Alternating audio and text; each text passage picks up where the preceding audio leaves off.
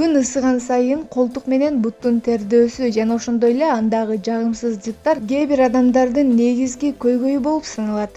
Анда бүгүн сиздерге мына ушул көйгөйлөрдөн арылуунун эң оңой жана эң мыкты, эң натыйжалуу жолдорун сунуштайбыз.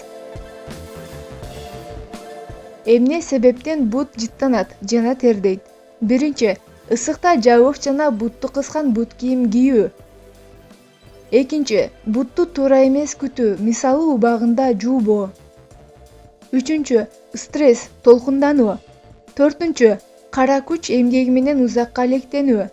Бешинчи, буттун тери оорулары, мисалы грибок оорусу. Мындай ооруда буттун манжаларынын аралары кургап, жарылып, ал жер кычышып карттанат. Бул тердин көп бөлүнүп чыгышын шарттайт жана бутту аябай жагымсыз жыттантат. Алтынчы, жугуштуу жана ички без оорулары менен оорусаңыз, мисалы кант диабети, залалдуу шишиктер, ошондой эле нерв системасынын оорулары да буттун жагымсыз жыт чыгарышына алып келет. Жетинчи, синтетикалык байпак. Сегизинчи, дермантин же резина бут кийим. Гигиеналык эрежелерди сактап, туура күтсө да буту ашыкча тердеген адамдар дарыгерлерге кайрылып себептерин аныктап алуусу кажет. Анткени ал адамда грибок же нерв системасынын оорулары бар чыгар. Тогузунчу, башка бирөөнүн бут кийимин же байпагын кийгенде да анын шыбоосу же жагымсыз жыты бутуңузга жугуп калат. Негизинен грибокко каршы анализ тапшырып, дарыканалардан деле дарылансаңыз болот. А бирок үй шартында болсо бул кеңеш сизге кол келет. Уксуз менен суунун аралашмасын пайдаланып, бут кийимиңизди жакшылап, таптаза кылып арчыйсыз. Жөн гана сүртүп койбостон, жакшылап учуна чейин сүртүңүз. Эми мындай жөнөкөй эле пакетке салып, күнгө 2 күнгө илип коюңуз. 2 күндөн кийин алып кие берсеңиз болот. Анткени сиздин бут кийимиңиз эми таптаза. Байпактарга келе турган болсок, аларда дагы деле грибок бар. Аны же кайнатып жууп колдонуңуз, же болбосо эскилерин ыргытып, жаңыларын алыңыз. Болбосо бут кийимиңиз, бутуңузду лечение кылганыңыз менен эски байпак кийсеңиз, кайра эле грибокко туш келесиз. Андан сырткары буттун терчилдигинен арылуу үчүн 1 чай кашык ашкана содасы менен тузду 1 стакан жылуу сууга аралаштырып, эртең мененгисин жана кечинде бутту 2 жолудан жууп туруу керек. Андан кийин таза суу менен чайкап, таза сүлгү менен кургатып сүртүү зарыл.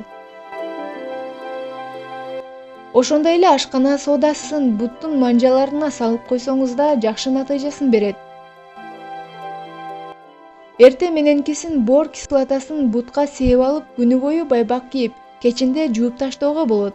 Стеарин порошогун да ушундай ыкма менен колдонгондо жакшы жардам берет. Бутту самындап жууп, алма уксузуна салынган сүлгү менен дыккат сүртүү кажет. Жогорудагы сунушталган кеңештердин сизге ылайыктуусун тандап, 1-2 жумада ээрикпей жасап көрүңүз. Буттун жагымсыз жыты көбүнчө буттагы бактерия жана грибоктон пайда болот. Алар көп учурда жылуу жана нымдуу жерлерди жактырышат. Ал эми кургак болгон жерлерде көбөйүүсү мүмкүн эмес. Ошондуктан бутту жууган соң кургак кылып арчыбаса, нымдашып, бактериялардын көбөйүшүнө ыңгайлуу шарт түзөт. Мына ошондо көңүлгө жагымсыз, коңурсуган жыт пайда болот. Буттун жагымсыз жытынан арылуунун жалгыз жолу таза кармоо. Сауна, бассейн, спорт залдарга же болбосо ваннага окшогон жерлерде бактериялар көп кездешет. Мындай жерлерде жылаң аяк жүрүүдөн абайлаңыз. Эгер эч эле бул жыттан арыла албай койсоңуз, атайын адистен кеңеш алууңуз зарыл. Бул кандайдыр бир оорунун башталышы болуусу да ыктымал. Буттун чарчы сантиметр жеринде 350дөн 700гө чейин тери бездери жайгашкан. Бул бездер ошондой эле бешенеде, колтукта жана алаканда болот. Бут кийимди жана байпакты туура тандоодо бутуңуздун тердеп же жыттанып кетпесине жардам берет. Адистер бутка аба кирип туручу бут кийимдерди тандоо керектигин сунушташат. Эгер булгарыдан тигилген бут кийим болсо, теринин көзөнөктөрүнөн аба кирип тургандыктан кургак болуп, эч кандай жыт болбойт.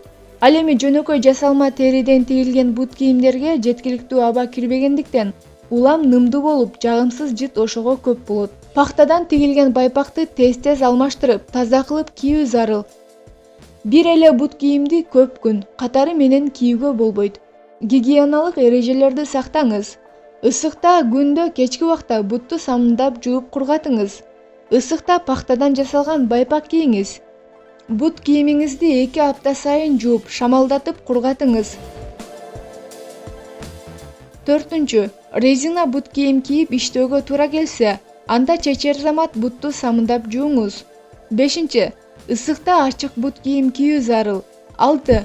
Күндүз көп басууга же иштөөгө туура келсе, анда атайын упа дарыны сээп, анан байпак кийүү оң. Организм тер бөлүп чыгаруу менен дененин температурасын бир калыпта турушуна кам көрөт. Бирок буга карабай өзгөчө жайында кээ бирлеринин колтуктары көп тердейт. Мунун себептери илимде төмөндөгүчө аныкталган. Денебиздин терморегулятору.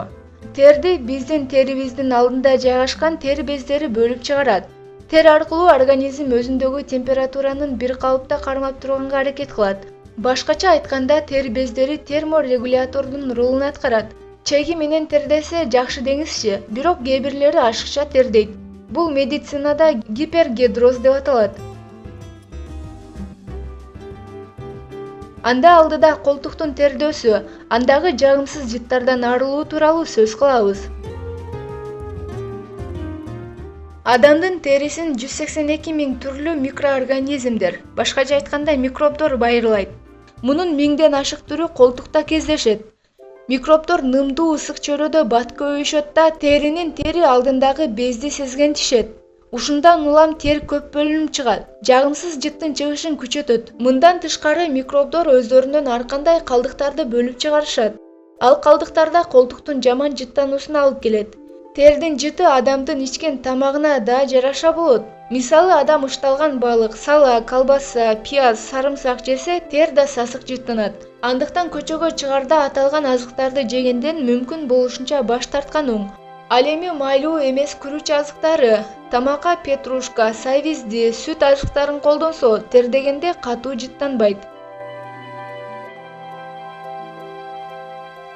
Колтукту бир күндө 2 маал жууп туруу шарт. Аны кир самын менен жууган жыпар жыттуу самындарга караганда мыкты натыйжасын берет.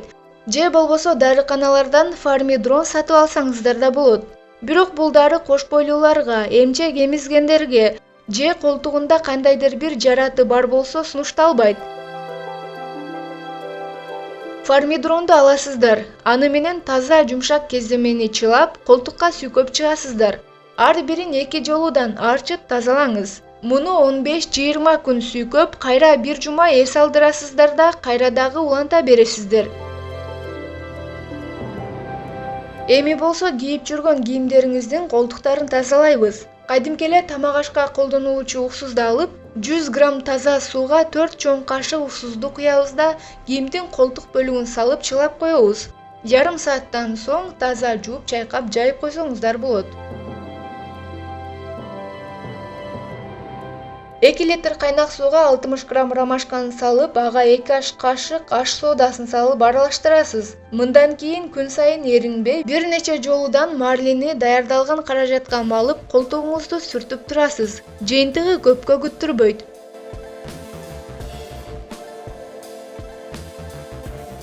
Кайыңдын жалбырагын жыйнап, аны 2 аш кашык өлчөмүндө жарым литр кайнак сууга салып 5 мүнөткө кайнатасыз. Тердеген жериңизге күнүгө бир нече жолу сүртүп турасыз.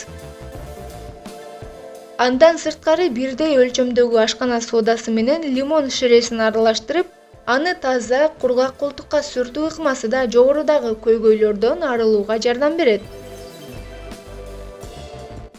Кечинде сууга түшкөн соң 1 литр сууга 2-3 чоң кашык алма уксусун аралаштырып, таза чүпрөктүн жардамы менен аны колтукка сүртүү сунуш кылынат. Ал өзү кургашы шарт.